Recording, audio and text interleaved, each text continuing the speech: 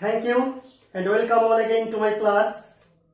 রাসায়নিক বিক্রিয়ায় কোন পদার্থ কি পরিমাণে বিক্রিয়া করলে কোন বিক্রিয়াজাত পদার্থ কি পরিমাণে উৎপত্তি হবে তার নিখুঁত হিসেব করাই হলো রাসায়নিক গণনা। এই রাসায়নিক গণনায় যে মূল নীতি বা পদ্ধতি আমরা প্রথম পর্বে খানিকটা আলোচনা করেছি। রাসায়নিক গণনায় যে মূল পদ্ধতি সেগুলো হলো, প্রথমে সংশ্লিষ্ট রাসায়নিক বিক্রিয়ার সমিত সমীকরণ লিখতে হবে। যাদের মধ্যে বিক্রিয়া হলো এবং যারা উৎপন্ন হলো, এই রাসায়নিক বিক্রিয়ার সমতা বিধান করে সেই সমীকরণটি প্রথমে লিখতে হবে। তারপরে প্রদত্ত যে পদার্থের ভরের সাহায্যে অপর যে পদার্থের ভর নির্ণয় করতে হবে, তাদের উভয়েরই ভর বা মোল সংখ্যা সমীকরণে সংকেতের নিচে লিখতে হবে। রাসায়নিক গণনায় যে পদার্থের ভর দেওয়া আছে, যার সাহায্যে অন্য পদার্থের ভর নির্ণয় করতে হবে, এই দুজনেরই ভর বা মোল সংখ্যা রাসায়নিক সমীকরণে তাদের সংকেতের নিচে লিখতে হবে। রাসায়নিক সমীকরণে সব পদার্থের নিচে ভর লেখার প্রয়োজন নেই। যার সাহায্যে যার ভর নির্ণয় করব, ওই দুইজনের ভর বা মোল সংখ্যা সংকেতের নিচে লিখতে হবে। একই একক সর্বত্র প্রয়োগ করতে হবে। গণনার সময় সর্বদা একই একক ব্যবহার করতে হবে। আর ঐকিক নিয়মের সাহায্যে যার ভর দেওয়া আছে তার সাহায্যে অন্য পদার্থের ভর নির্ণয় করতে হবে। ঐকিক নিয়মে প্রদত্ত ভরের সাহায্যে নির্ণেয় ভরের মান হিসাব করতে হবে। তো রাসায়নিক গণনার মূল পদ্ধতি এই স্টেপ বাই স্টেপ, ধাপে বা ধাপে করতে হবে। আমরা একটা সমস্যা নিয়েছি যে নিচে রাসায়নিক সমীকরণ অনুযায়ী 2ZnS প্লাস 3O2 বিক্রিয়া করে 2ZnO প্লাস 2SO2 উৎপন্ন করলো। তাহলে 100 মোল ZnS থেকে কত গ্রাম ZnO এবং কত মোল SO2 উৎপন্ন হবে সেটা আমরা হিসাব করব।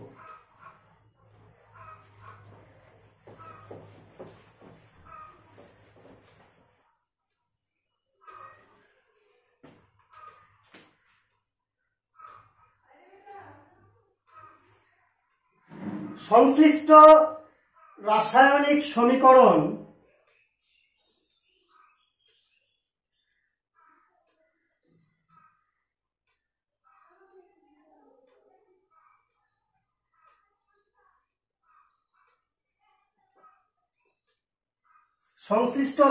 সমীকরণ দেওয়া আছে, সেটাকে প্রথমে লিখতে হয় 2ZnS প্লাস 3O2 বিক্রিয়া করে উৎপন্ন করলো 2ZnO প্লাস 2SO2। তাহলে 100 মোল ZnS থেকে কত গ্রাম ZnO কত মোল SO2 উৎপন্ন হবে। আমরা দেখতে পাচ্ছি যে মোলের বিচারে 2 মোল ZnS বিক্রিয়া করে 2 মোল জিঙ্ক অক্সাইড 2 মোল সালফার ডাই অক্সাইড উৎপন্ন করলো। এখানেও প্রথমে 2 আছে, অণুর আগে 2, এখানে অণুর আগে 2, এখানে অণুটার আগে 2 আছে, অর্থাৎ 2 মোল 2 মোল 2 মোল করে এরা রয়েছে। 2 মোল জিঙ্ক সালফাইড আর অক্সিজেন বিক্রিয়া করলো, 2 মোল জিঙ্ক অক্সাইড আর 2 মোল সালফার ডাই অক্সাইড উৎপন্ন হচ্ছে। সমীকরণ থেকে আমরা বুঝতে পারছি সংকেতের আগে যে সংখ্যাটা থাকবে সেটা মোল সংখ্যা। সংকেতের আগে এখানেও 2, সংকেতের আগে এখানেও 2, অর্থাৎ 2 মোল জিঙ্ক সালফাইড বিক্রিয়া করে 2 মোল জিঙ্ক অক্সাইড 2 মোল সালফার ডাই অক্সাইড উৎপন্ন হচ্ছে বিক্রিয়া অনুযায়ী, সমীকরণ অনুযায়ী। অর্থাৎ আমরা বলতে পারি জিঙ্ক সালফাইড বিক্রিয়া করলে সমমোল, সমান পরিমাণ জিঙ্ক অক্সাইড আর সালফার ডাই অক্সাইড উৎপন্ন করছে। অতএব জিঙ্ক সালফাইড বিক্রিয়া করলে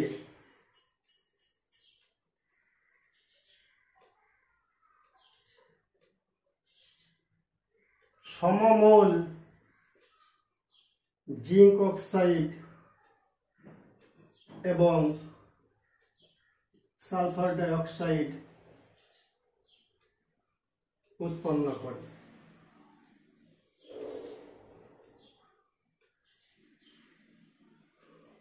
তাহলে প্রশ্নে বলছে 100 মোল জেডএনএস থেকে, 1 নম্বর অঙ্কটা যদি আমরা করি, প্রথম অঙ্কটা, 100 মোল জেডএনএস থেকে কত গ্রাম জেডএনও উৎপন্ন হবে।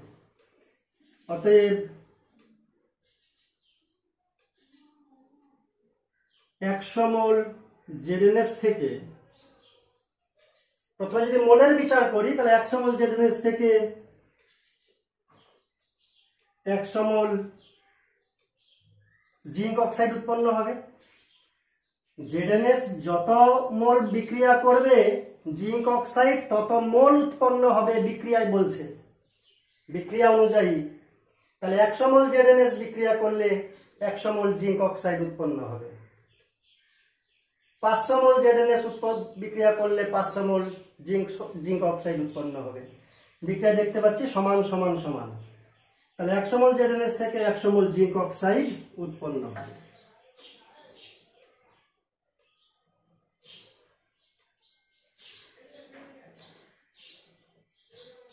কিন্তু আমাদের গ্রামে চেয়েছে কত গ্রাম জিঙ্ক অক্সাইড উৎপন্ন হবে।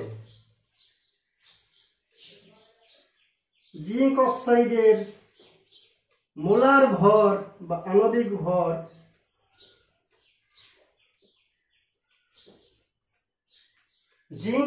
জিঙ্কের আণবিক ভর দেওয়া আছে 65.5 আর অক্সিজেনের 16। তাহলে কত হচ্ছে? 16 5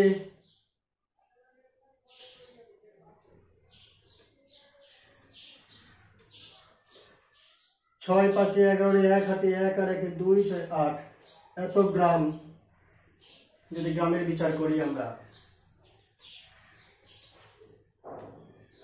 অতএব উৎপন্ন 100 মোল জেডএনও এর ভর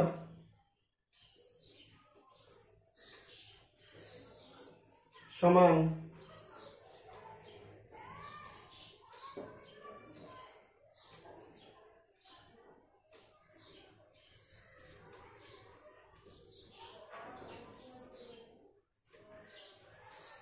8150 গ্রাম।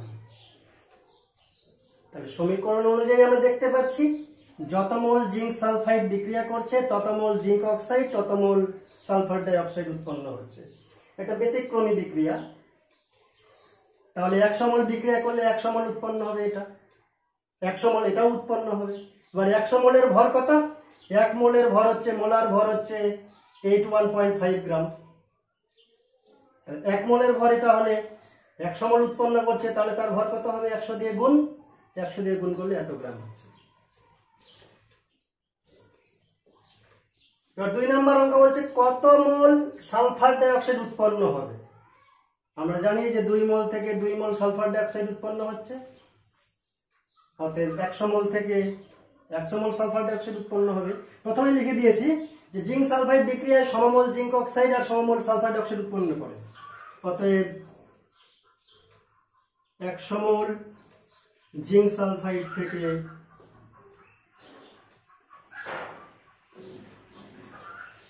100 মোল সালফার ডাই অক্সাইড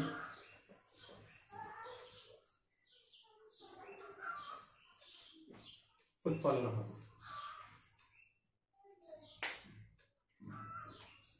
100 মোল জিঙ্ক সালফাইড থেকে কত মোল সালফার ডাইঅক্সাইড উৎপন্ন হবে? সমীকরণ বলছে সমমোল, তার মানে 100 মোল সালফার ডাইঅক্সাইড উৎপন্ন হবে।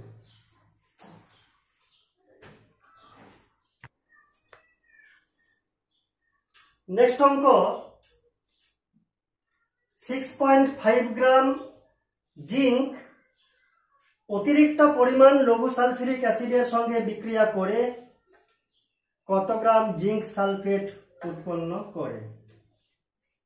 জিঙ্ক আর লঘু সালফিউরিক অ্যাসিড এরা বিক্রিয়া করবে। প্রথমেই বিক্রিয়ার সমিত সমীকরণ লিখতে হবে।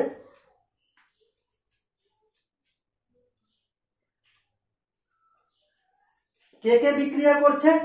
আমরা প্রশ্নটাতেই পাবো যে জিঙ্ক বিক্রিয়া করছে সালফিউরিক অ্যাসিডের সঙ্গে, তাহলে বিক্রিয়ার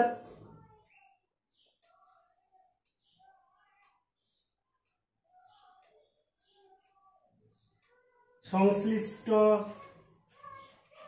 বিক্রিয়ার সমীকরণ বা রাসায়নিক বিক্রিয়া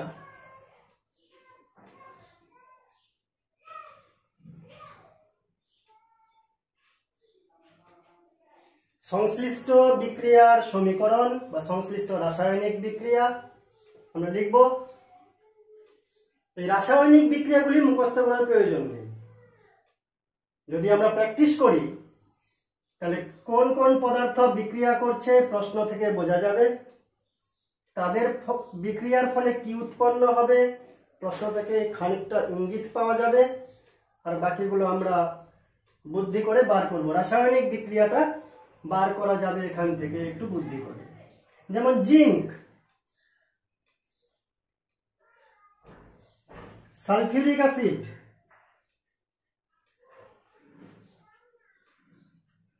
বিক্রিয়া করলো, কি উৎপন্ন হবে? Zinc sulphate.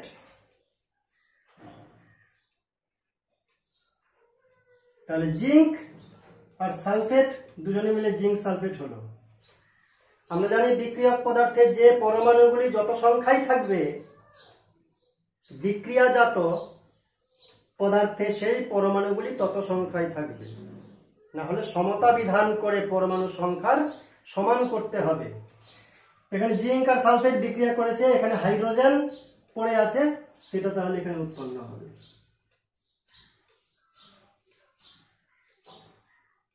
এবার আমরা দেখবো সমতা বিধান করা আছে না করতে হবে। জিঙ্ক একটা পরমাণু, সালফেট একবার, হাইড্রোজেন দুটো, এখানে দুটো। সমতা বিধানের প্রয়োজন নেই, অটোমেটিক করা আছে।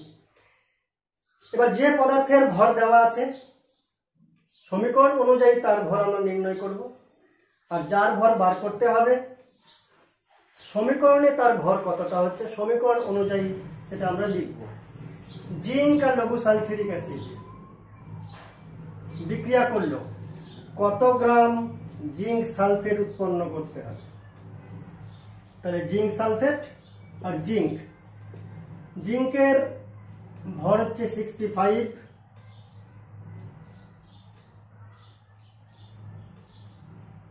জিঙ্ক সালফেট, জিঙ্ক হচ্ছে 65, সালফার হচ্ছে 32, অক্সিজেন হচ্ছে 16 করে, 4টা পরমাণু আছে। 16 4 64, 64 আর 32 আর 65, 65 32 আর 64, 4 2 6 5 11, 7 3 10, 6 16।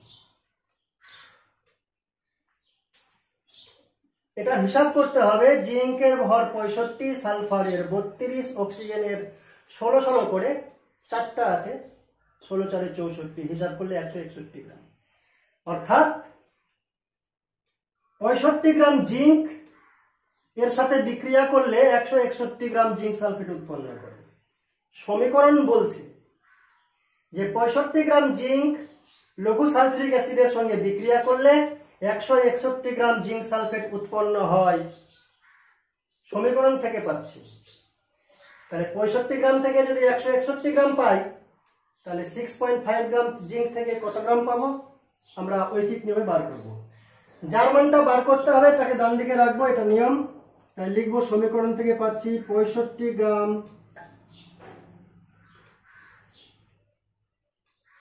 জিঙ্ক থেকে, এই ভাষাটা নিজের মতো করে লিখতে হবে যে 65 গ্রাম জিঙ্ক থেকে বিক্রিয়ার ফলে বা বিক্রিয়ায়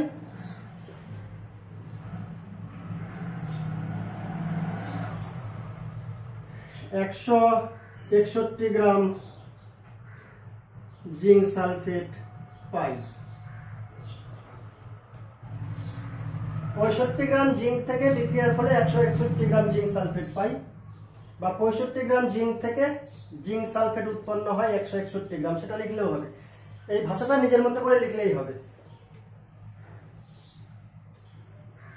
65 গ্রাম জিঙ্ক থেকে জিঙ্ক সালফেট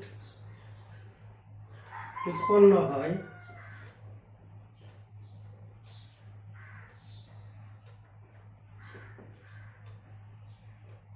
এরকম করে লিখলেও হবে। অতএব 1 গ্রাম জিঙ্ক থেকে জিঙ্ক সালফেট উৎপন্ন হয়, এটা গিয়ে নিচে হবে 161, নিচে হবে গিয়ে 65। এবার আমরা প্রশ্নের মানটা তুলব লাস্টে। প্রশ্নে যে মান দেওয়া থাকবে পরিমাণটা, সেটা লাস্টে লাগবে। তাই 6.5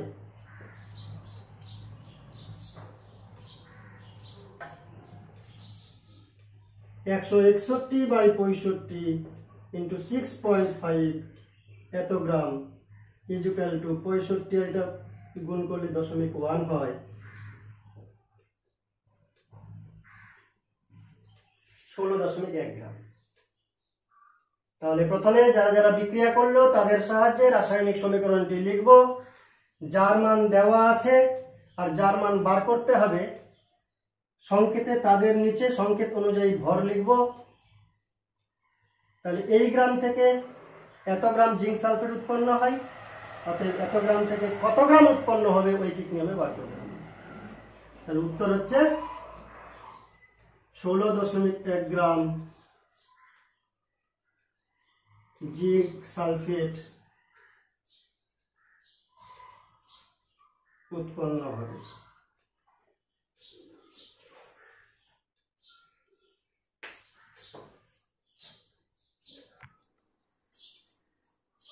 সাধারণ তাপমাত্রায় 23 গ্রাম সোডিয়াম জলের সঙ্গে বিক্রিয়া করে কত গ্রাম সোডিয়াম হাইড্রোক্সাইড উৎপন্ন করে? সোডিয়াম আর জল সাধারণ তাপমাত্রাতেই বিক্রিয়া হয়, তো 23 গ্রাম সোডিয়াম যদি বিক্রিয়া করে জলের সঙ্গে কত গ্রাম সোডিয়াম হাইড্রোক্সাইড উৎপন্ন করবে? প্রথমে এই বিক্রিয়ার রাসায়নিক সমীকরণটা লিখতে হবে। সংশ্লিষ্ট রাসায়নিক সমীকরণ অথবা সংশ্লিষ্ট রাসায়নিক বিক্রিয়া, যার ভর দেওয়া আছে, সমীকরণ অনুযায়ী তার ভর কত, যার ভর বার করতে হবে সমীকরণ অনুযায়ী তার ভর কত। এই দুইটা ভর পেয়ে গেলে এদের রেফারেন্সে, এদের সাহায্যে আমরা প্রদত্ত ভরের সাপেক্ষে নির্ণেয় ভর বার করব। তাহলে সংশ্লিষ্ট রাসায়নিক সমীকরণ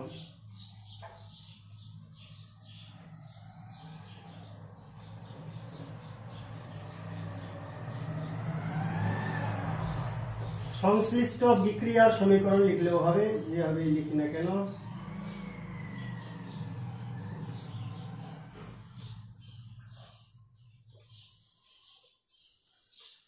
সংশ্লিষ্ট বিক্রিয়ার সমীকরণ, এই সমীকরণ নির্ণয় করার জন্য প্রশ্ন থেকে ইঙ্গিত পাবো আমরা। কে বিক্রিয়া করছে? সোডিয়াম। কার সঙ্গে বিক্রিয়া করছে? জলের সঙ্গে। তাহলে দুজনকে যুক্ত করবো বাম দিকে। কে উৎপন্ন করছে? Sodium hydroxide. তাহলে সোডিয়াম বিক্রিয়া করছে জলের সঙ্গে, কে উৎপন্ন হচ্ছে? Sodium hydroxide. প্রশ্ন থেকেই পাচ্ছি সোডিয়াম বিক্রিয়া করছে জলের সঙ্গে, সোডিয়াম হাইড্রোক্সাইড উৎপন্ন হচ্ছে। আর বাদবাকি কিছু থাকবে সেটা আমরা এখান থেকে বুঝবো কিভাবে। এখানে অক্সিজেন একটা, হাইড্রোজেন একটা, অক্সিজেন একটা, হাইড্রোজেন দুটা। অক্সিজেনের চাইতে হাইড্রোজেন ডবল আছে, কিন্তু এখানে 1 1 করে, একটা একটা।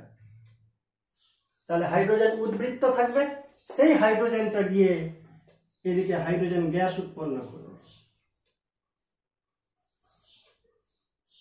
তাহলে এদিকে হাইড্রোজেন কয়টা হলো? দুটার একটা তিনটা, এদিকে দুটা। তাহলে সমান সমান হয়নি, সমতা বিধান করতে হবে। কিভাবে করব? এখানে আমি 2 দিয়ে দিব, তাহলে কটা হলো? 4টা হলো হাইড্রোজেন, এখানে আমি 2 দিলাম, তাহলে হাইড্রোজেন 2 আর এখানকার 2, তাহলে এদিকে টোটাল হাইড্রোজেন হচ্ছে 4। দুটা হাইড্রোজেনের পরমাণু আর দুটা হাইড্রোজেনের পরমাণু মিলে 4টা। এদিকে মোট হাইড্রোজেনের সংখ্যা হচ্ছে 4টা। এদিকে হাইড্রোজেন পরমাণুর সংখ্যা 4। অক্সিজেন কত? 2টা, অক্সিজেন 2টা, কিন্তু সোডিয়াম হচ্ছে 2, তাহলে এখানে 2 আনতে হবে। অর্থাৎ এটা হচ্ছে অণু। এরকম অণু দুটো আছে, অর্থাৎ অণুতে একটা সোডিয়াম, একটা অক্সিজেন, একটা হাইড্রোজেন। একটা অণুতে একটা একটা করে সোডিয়াম, অক্সিজেন, হাইড্রোজেন। তাহলে দুটা অণু থাকলে সোডিয়ামও 2টা হয়ে যাচ্ছে, অক্সিজেনও 2টা হচ্ছে, হাইড্রোজেনও 2টা হচ্ছে। এই 2 প্রত্যেককে বোঝায়। এখানে 2 দুগুণা 4টা হাইড্রোজেন, এদিকেও 4টা হাইড্রোজেন, অর্থাৎ সমতা বিধান হয়ে গেছে। এদিকে পরমাণুর সংখ্যা, ওইদিকে পরমাণুর সংখ্যা সমান হয়ে গেল। এরপরে যার মান দেওয়া আছে সমীকরণে তার হিসাব করব মান কত? 23 গ্রাম সোডিয়াম। তাহলে সোডিয়াম সমীকরণে 2 আর সোডিয়ামের ভর হচ্ছে 23। ওই ভরটা এখানে লিখবো না, সমীকরণ অনুযায়ী ভর কত? তাহলে এটা হচ্ছে 46 গ্রাম।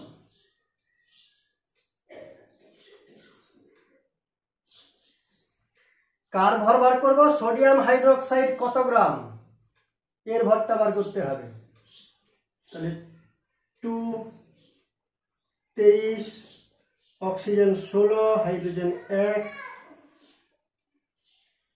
16 একে 17, 23 এ 40 দিয়ে 80।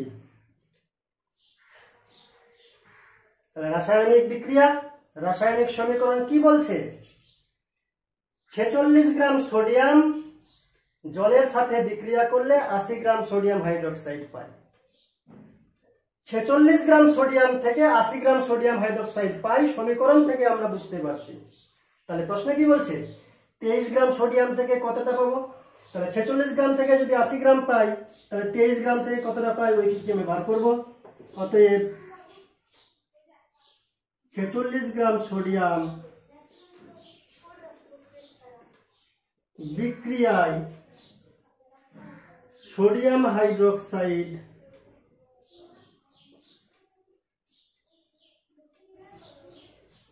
উৎপন্ন করে 80 গ্রাম, বা 46 গ্রাম সোডিয়াম জলের সাথে রাসায়নিক বিক্রিয়া করে সোডিয়াম হাইড্রোক্সাইড উৎপন্ন করে 80 গ্রাম। এই ভাষাটা নিজের মতন লিখলেই হবে। মাথায় রাখবো যার মান বার করতে হবে, কত গ্রাম সোডিয়াম হাইড্রোক্সাইড, যার মান বার করবো তাকে ডান দিকে রাখবো, যার সাহায্যে তাকে বাম দিকে রাখবো। ঐকিক নিয়মে তাই একান্ত হবে। অতএব 1 গ্রাম সোডিয়াম বিক্রিয়ায় সোডিয়াম হাইড্রোক্সাইড উৎপন্ন করে 80টা থাকলো, এটাকে নিচে বসবে।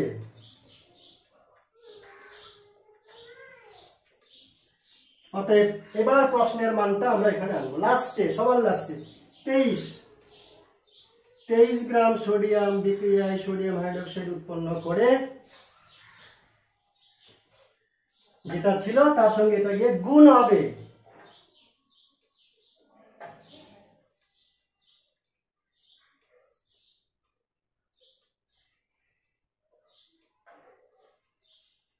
খুব সহজ এবং মজার অঙ্ক, number scoring, marks scoring.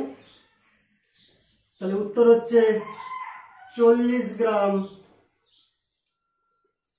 Sodium hydroxide উৎপন্ন হবে। 40 গ্রাম সোডিয়াম হাইড্রোক্সাইড উৎপন্ন হবে এই 23 গ্রাম সোডিয়াম জলের সঙ্গে বিক্রিয়া করে।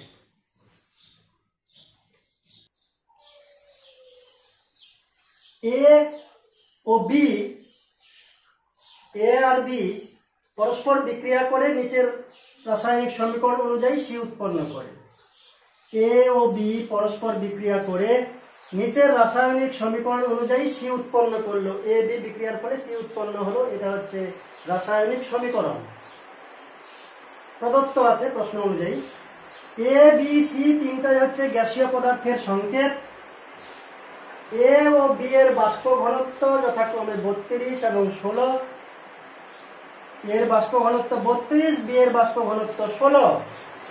তাহলে সি এর বাষ্প ঘনত্ব কত নির্ণয় করতে হবে। বাষ্প ঘনত্ব আর আণবিক ভরের মধ্যে একটা সম্পর্ক আছে, আমরা জানি যে n = 2d।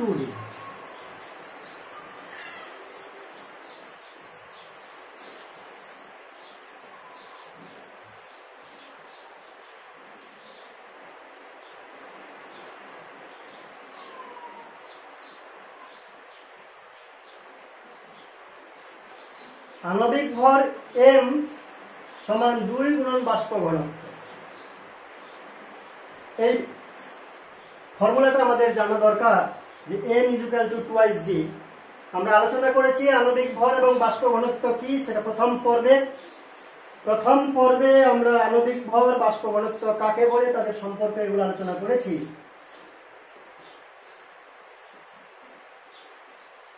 তিনটি গ্যাসীয় পদার্থ এ আর বি এর বাষ্প ঘনত্ব দেওয়া আছে।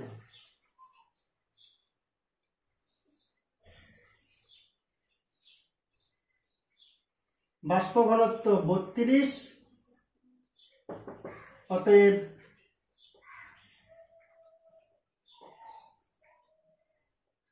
আণবিক ভর সমান 2 গুণন 32 মানে 64।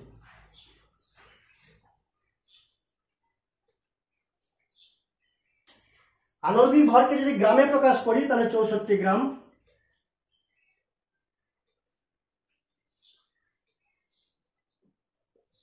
বি এর বাষ্প ঘনত্ব 16, অতএব আণবিক ভর সমান 2 গুণন 16 সমান হচ্ছে 32। গ্রামে লিখলে আণবিক ভরকে 32 গ্রাম, শুধু 32 বা শুধু 64 লিখলেও চলবে। এবার আমাদের সংশ্লিষ্ট রাসায়নিক সমীকরণ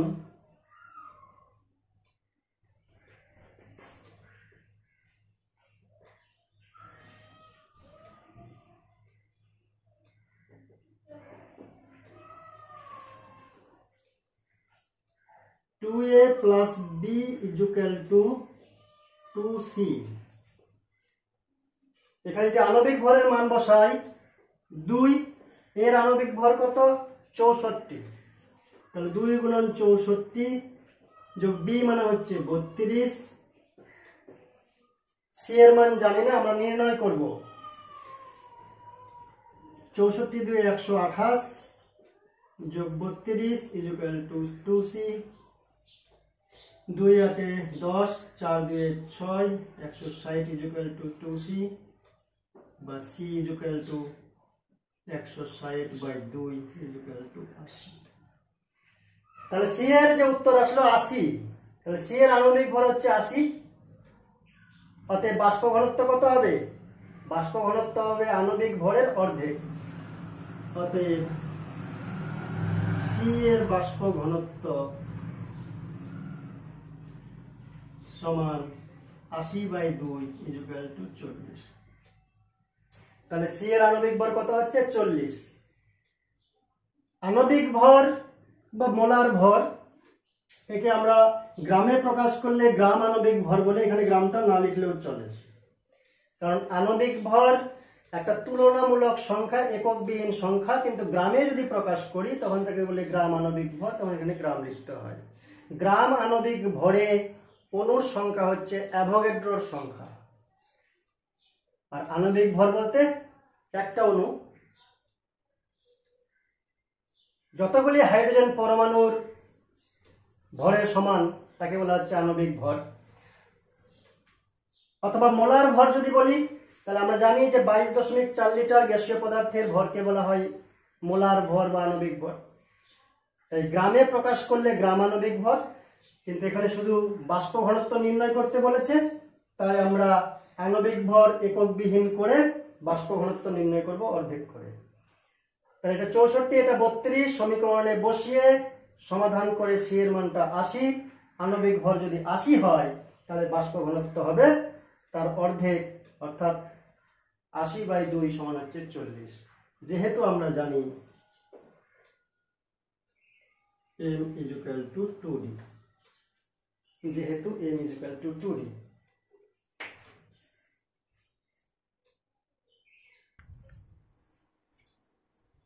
কুড়ি গ্রাম ক্যালসিয়াম কার্বনেট উত্তপ্ত করলে কত ভরের ক্যালসিয়াম অক্সাইড পাওয়া যাবে নির্ণয় করো। ক্যালসিয়াম কার্বনেটকে উত্তপ্ত করলে তাপীয় বিয়োজনের মাধ্যমে ক্যালসিয়াম কার্বনেট থেকে ক্যালসিয়াম অক্সাইড উৎপন্ন হবে। 20 গ্রাম ক্যালসিয়াম কার্বনেট যদি উত্তপ্ত করা হয়, 20 গ্রাম ক্যালসিয়াম কার্বনেটকে যদি গরম করা হয়, তাহলে ক্যালসিয়াম অক্সাইড কতটা উৎপন্ন হবে? বলছে ধরে নাও যে সম্পূর্ণ তাপীয় বিয়োজন হয়েছে, আংশিক হয়নি, তাই সম্পূর্ণ রাসায়নিক বিক্রিয়াকে হিসাব করতে হবে। তাহলে আমরা প্রথমেই সংশ্লিষ্ট রাসায়নিক সমীকরণ বা বিক্রিয়া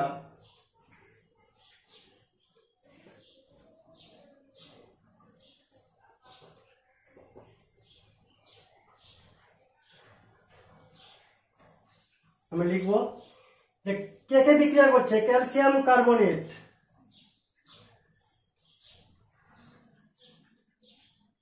সঙ্গে কেউ মিশছে না, তাপ প্রয়োগে এর বিক্রিয়া সম্পন্ন হচ্ছে, তাই এটার তাপীয় বিয়োজন ঘটবে। তাপের চিহ্ন ডেল্টা দেওয়া যায়, এটা দিলে ভালো, না দিলেও চলবে। বিক্রিয়া করে আচ্ছা দিয়েই দিই। তাপীয় বিয়োজনের ফলে ক্যালসিয়াম কার্বনেট উত্তপ্ত করলাম, কে উৎপন্ন হবে? Calcium oxide CaO। এটাকে উত্তপ্ত করলে, গরম করলে ক্যালসিয়াম অক্সাইড উৎপন্ন হবে। আর কিছু আমরা বুঝবো এখান থেকে যে ক্যালসিয়াম আর অক্সিজেন, ক্যালসিয়াম অক্সাইড উৎপন্ন হলো, এদিকে যে যে পরমাণু থাকবে বিক্রিয়া জাতর মধ্যে সেই পরমাণু থাকবে সমান সংখ্যায়। তাহলে কার্বন আর উদ্বৃত্ত অক্সিজেন তারা কি করবে? তারাও থাকবে, তাই এখানে উৎপন্ন হবে উদ্বৃত্ত কার্বন আর অক্সিজেন, একটা গেছে, দুটা অক্সিজেন আছে, তো কার্বন দুটা অক্সিজেন মিলে কার্বন ডাই অক্সাইড। এটা বলে দেওয়া নেই, এটা আমাকে বুদ্ধি করে চালাকি করে ধরতে হবে বিক্রিয়ক পদার্থ থেকে কি উৎপন্ন হতে পারে সেই ধারণা থেকে। তাহলে ক্যালসিয়াম অক্সাইড প্রশ্ন বলেছে, ক্যালসিয়াম কার্বনেট উত্তপ্ত করব প্রশ্ন বলেছে, আর কার্বন ডাই অক্সাইড হিসাব করে দেখলাম যে এখানে কার্বন আর অক্সিজেন বিক্রিয়া করলে কার্বন ডাই অক্সাইড উৎপন্ন হবে। এবার দেখতে পাচ্ছি ক্যালসিয়াম একটা একটা, অক্সিজেন তিনটা পরমাণু, দুটা আর একটা মিলে তিনটা, কার্বন একটা, অর্থাৎ সমতা বিধান করা আছে। এরপরে প্রশ্ন অনুযায়ী যার মান দেওয়া আছে, সমীকরণ অনুযায়ী তার মান কত হচ্ছে, এই মানটা নয়, সমীকরণ অনুযায়ী তার মান কত হচ্ছে। ক্যালসিয়াম কার্বনেট হিসাব করব, ক্যালসিয়াম মানে 40, কার্বন মানে 12, আর অক্সিজেন হচ্ছে 16 করে, তিনটা আছে, 16 3 48। যেহেতু গ্রামে আছে তাই আমরা গ্রাম লিখবো, এটা হবে 100 গ্রাম। কে উৎপন্ন হবে? Calcium oxide. কত ভরের ক্যালসিয়াম অক্সাইড পাওয়া যাবে? নির্ণেয় মানটি এখানে আমরা হিসাব করব সমীকরণ অনুযায়ী। ক্যালসিয়াম মানে 40 আর অক্সিজেন মানে 16।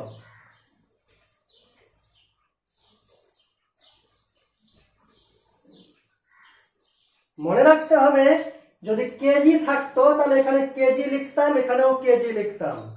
যদি কুইন্টাল থাকতো এখানেও কুইন্টাল লিখতাম, এখানেও কুইন্টাল লিখতাম। প্রশ্নতে যদি থাকতো 20 কুইন্টাল তাহলে এখানেও কুইন্টাল, এখানেও কুইন্টাল। গ্রাম লিখলে দুই জায়গায় গ্রাম, কেজি থাকলে সব জায়গায় কেজি লিখতাম। তাহলে আমরা দেখতে পাচ্ছি 100 গ্রাম ক্যালসিয়াম কার্বনেট থেকে 56 গ্রাম ক্যালসিয়াম অক্সাইড উৎপন্ন হয়। তাহলে 20 গ্রাম থেকে কত? 100 গ্রাম ক্যালসিয়াম কার্বনেট থেকে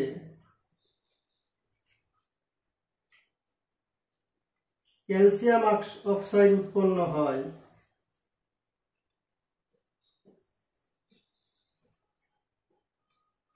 56 গ্রাম। অর্থাৎ 1 গ্রাম ক্যালসিয়াম কার্বনেট থেকে ক্যালসিয়াম অক্সাইড উৎপন্ন হয়, আমরা জানি এটা গিয়ে ঠিক ভাগ হবে, তাহলে এদিকে 56, 100টা নিচে ভাগ হলো। এই মানগুলা সব সমীকরণ থেকে পেয়েছি, সবার লাস্টে প্রশ্নের মানটা উঠে আসবে। এবার 20 গ্রামটা লাস্টে উঠে আসলো। 20 গ্রাম ক্যালসিয়াম কার্বনেট থেকে ক্যালসিয়াম অক্সাইড উৎপন্ন হয় কতটা? 56/100 যেটা ছিল, আর 20টা গিয়ে ওইদিকে গুণ হবে। 1 গ্রামে যতটা উৎপন্ন হয় 20 গ্রামে 20 গুণ, তাই 20 দিয়ে গুণ হলো। 2 × 6 = 12, 2 × 5 = 10, 11। নিচে 10 আছে তাই 1 ঘর আগে 10 মিনিট বসলো, এত গ্রাম। 56 × 2 = 112, নিচে 10 আছে তাই 1 ঘর আগে দশমিক দিলাম, তাহলে 11.2 গ্রাম। তাহলে উত্তর হচ্ছে 11.2 গ্রাম ক্যালসিয়াম অক্সাইড উৎপন্ন হবে। খুব সহজ পদ্ধতি।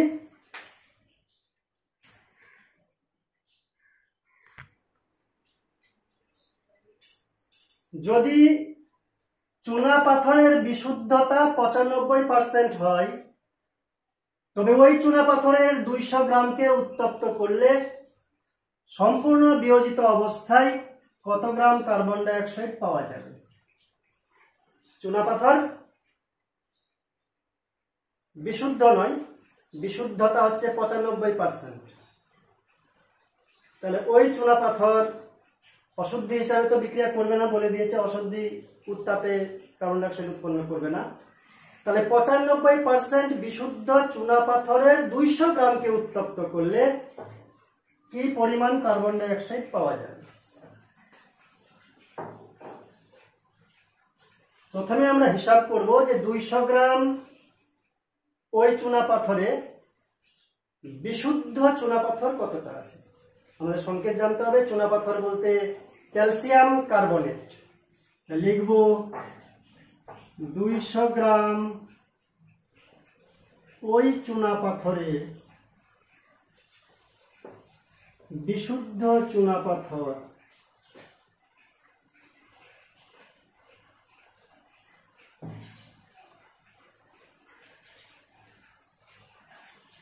বিশুদ্ধ চুনা পাথর রয়েছে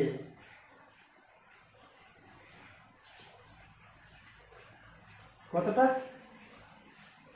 95%, তাই 95 × 200 গ্রাম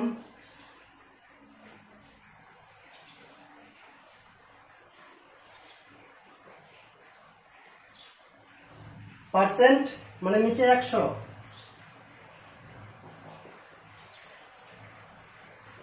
95 দিয়ে 190 গ্রাম। তাহলে 190 গ্রাম বিশুদ্ধ চুনাপাথর রয়েছে ওই 200 গ্রাম অশুদ্ধির মধ্যে। তাহলে 190 গ্রাম চুনাপাথর বিক্রিয়া করলে সম্পূর্ণরূপে কত গ্রাম কার্বন ডাই অক্সাইড উৎপন্ন হবে? তাপীয় বিয়োজন ঘটলে, তাপ প্রয়োগে উত্তপ্ত করলে। তাই সংশ্লিষ্ট রাসায়নিক বিক্রিয়া 190 গ্রাম মনে রাখবো আমরা, এটা মিশিয়ে দেব, নিচে জায়গা হবে না সেজন্য।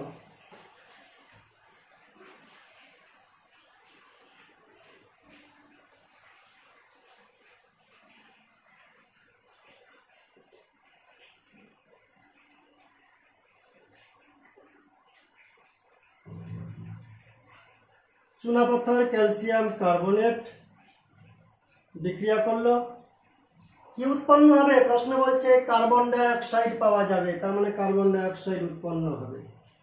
চুনাপাথর তাপ প্রয়োগে উত্তপ্ত করলে কার্বন ডাই অক্সাইড উৎপন্ন হবে, এটা প্রশ্ন ইঙ্গিত দিয়েছে, প্রশ্ন বলে দিয়েছে।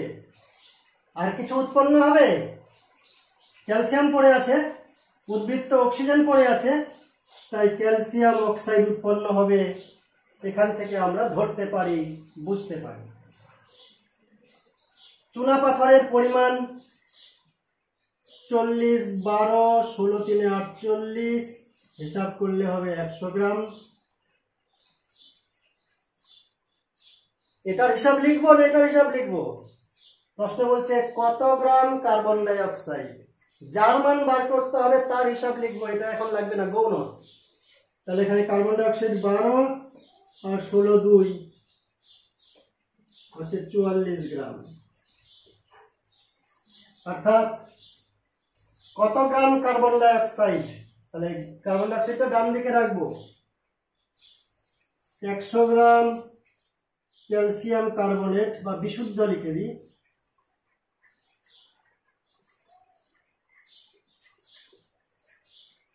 থেকে কার্বন ডাই অক্সাইড পাই 44 গ্রাম। ঐকিক নিয়ম, অতএব 1 গ্রাম বিশুদ্ধ ক্যালসিয়াম কার্বনেট থেকে পাই 44/100। অতএব কত গ্রাম ছিল? এই 200 গ্রাম কিন্তু ভেজাল, অশুদ্ধি। এই 200 গ্রামের মধ্যে কতটা শুদ্ধ বা বিশুদ্ধ ক্যালসিয়াম কার্বনেট আছে আমরা হিসাব করেছিলাম, 190 হয়েছিল, তাই 200 লিখবো না, ওই বিশুদ্ধ ক্যালসিয়াম কার্বনেটের পরিমাণ 190 গ্রাম লিখব। 44 গুণন 190/100, 19 4 76 6, 19 4 76 আর 7 83, 19 4 76 6 হাতে 7, 19 4 76 আর 7 হচ্ছে 83। যদি ভুল না করি তাহলে 83.6 গ্রাম হচ্ছে। তাহলে হচ্ছে কত গ্রাম কার্বন ডাই অক্সাইড পাওয়া যাবে?